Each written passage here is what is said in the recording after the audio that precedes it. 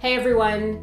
Visual notes, also known as scribing, live drawing, or graphic recording, these are powerful tools for helping people better understand a complex subject.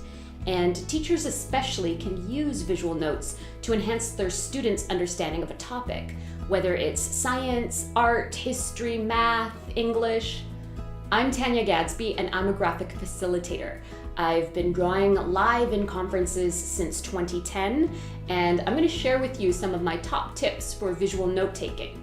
And to do that, we're going to be using the One by Wacom and the Wacom One. Let's get to it. The One by Wacom is a tablet that you write on while you look at your laptop screen. It's connected by a USB cable to your computer and works on both Mac and PC. It's an affordable, simple option if you're just wanting to try visual note-taking. However, it's a bit of a learning curve when you are drawing and looking at the screen and not at your pen. The Wacom One is a display tablet. It connects directly into your computer and acts like a second screen. So you still have access to all your files and programs on your PC directly on the tablet. Although it's not as affordable as the One by Wacom, the Wacom One feels very natural when you're drawing or writing directly on the screen. One by Wacom and the Wacom One both work with Mac, PC, and Chromebook. We can use visual notes in almost any classroom setting, such as explaining a topic or when students are sharing ideas, insights, or presenting. Pretty much any time you want to enhance learning. And there are a few basic building blocks of visual notes. Layouts are core to visual notes. Other components include text, banners and boxes, dividers, bullets, images, and colors. You'll be a visual note-taking superhero if you have a basic understanding of these. Your layout is how you organize the content and the path that you want the viewer to follow. There are many ways of laying out your visual notes, but these are 5 basic ones. Columns, where you split the page into 3 and start drawing left to right. A pathway, where you snake around the page. You might use a big arrow to guide the reader.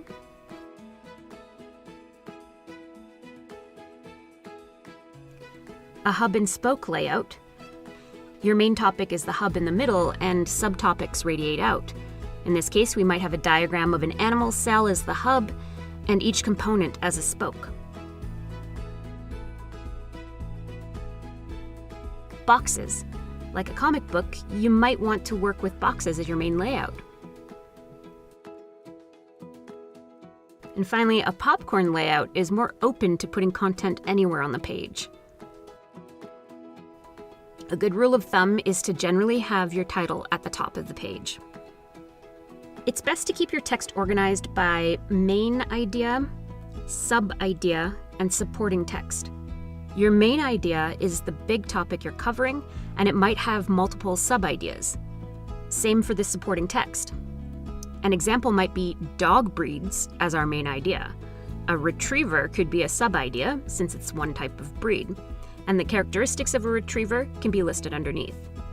A different sub-idea might be a basset hound, and these are some characteristics. Banners and boxes are containers for your content.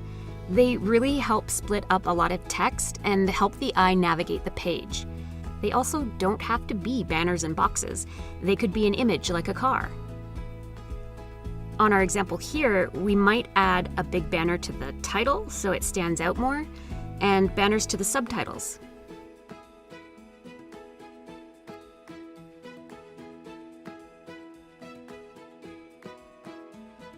You can see we've put each feature of the glacial valley into a separate box.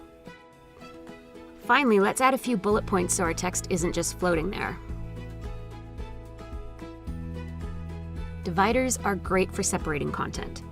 These can be any style of line or shape that you can think of. It's a great way to section off content that you've captured to help differentiate it. Bullets are another type of divider because they help anchor each piece of text you've written in a list. These are a few simple ones, but bullets can be whatever you think up.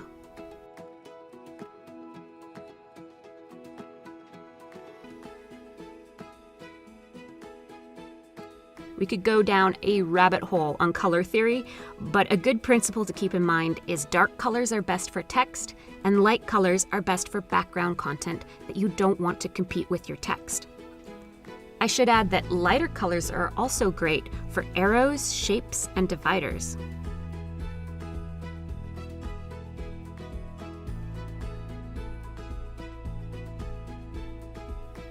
Finally, images.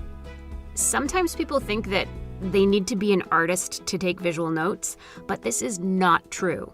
I've seen excellent visual notes that are mostly text or just arrows and stick figures.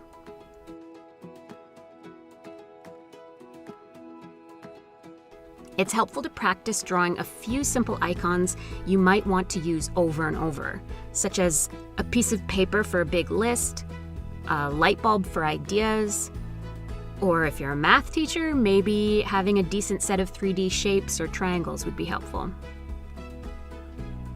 You also don't need to draw these things live. You can save your icons as individual images and simply insert them into your visual notes whenever you need them.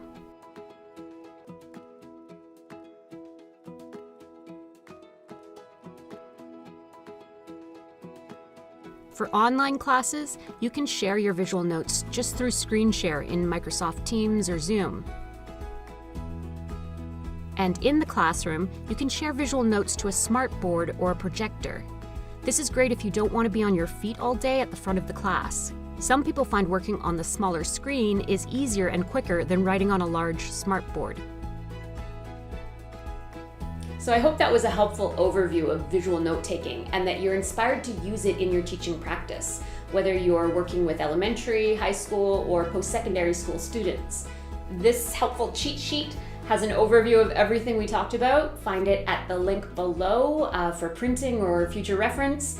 And keep in mind that you don't have to be an artist to draw or take effective visual notes. Happy drawing!